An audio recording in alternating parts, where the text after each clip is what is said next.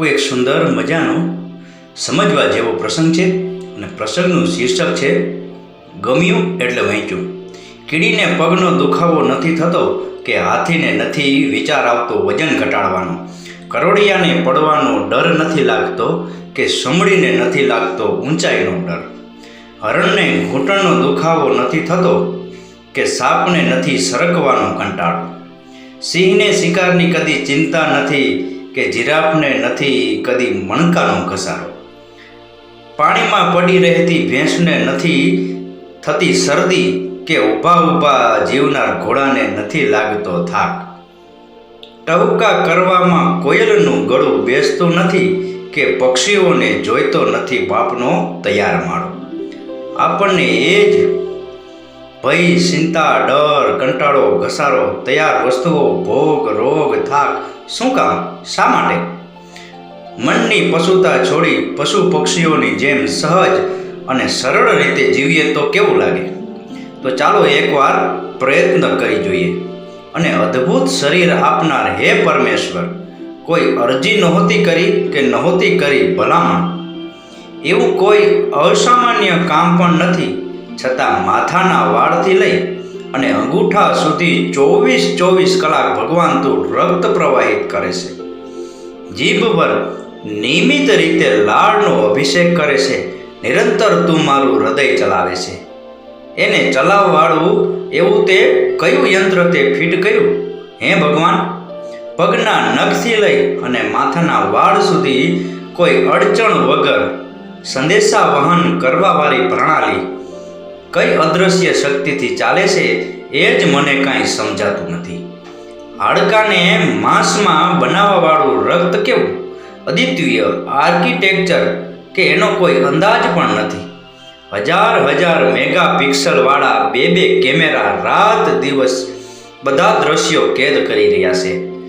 10,000 test કરવાવાળી જીભ નામની tester, અગણિત સંવેદનાનો અનુભવ કરવાવાળી ત્વચા નામની સેન્સર પ્રણાલી, આ બધું કેટલું અદ્ભુત છે હે ભગવાન! તે મને કેટલું બધું આપ્યું. જુદી જુદી ફ્રીક્વન્સીનો અવાજ ઉત્પન્ન કરવાવાળી સ્વર પ્રણાલી અને ફ્રીક્વન્સીનું કોડિંગ ડિકોડિંગ કરવાવાળા કાન નામના યંત્ર કેવા અદ્ભુત છે એ કેમ સમજાતું નથી બધાને? 75% પાણી ભરેલું શરીર રૂપી ટેન્કરમાં ચામડી ઉપર લાખો છિદ્રો હોવા છતાં પણ ક્યાંયથી લીક નથી થતું. આ અદ્ભુત નથી તો બીજું શું છે? કોઈ આધાર વગર હું ઊભો રહી શકું છું. ગાડીના ટાયર ઘસાય છે પણ પગના તળિયા ક્યારેય ઘસાતા નથી. આ પણ કેવું અદ્ભુત છે! કેવી અદ્ભુત રચના છે!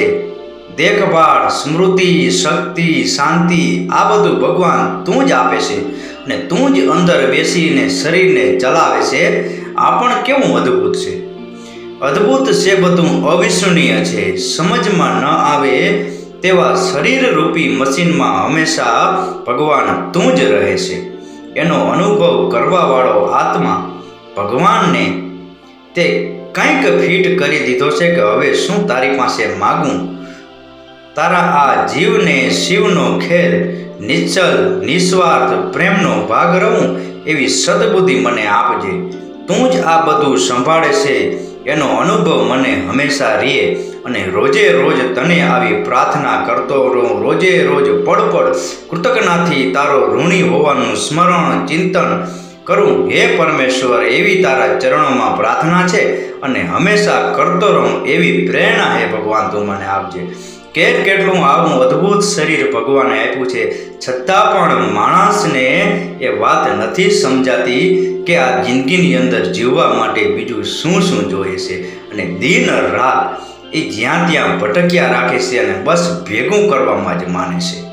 પરંતુ પરમેશ્વરનો આભાર માનવામાં એને લાજ આવે છે, એને શરમ આવે છે. પરંતુ પરમેશ્વરે જે આપ્યું ને એ તો દુનિયાનો કોઈ વ્યક્તિ ન આપી શકે અને એની ગણના પણ ન થાય. આ નાનો એવો પ્રસંગ જેને સમજાય એને વંદન. આપનો દિવસ શુભ રહે. મહાદેવ હર.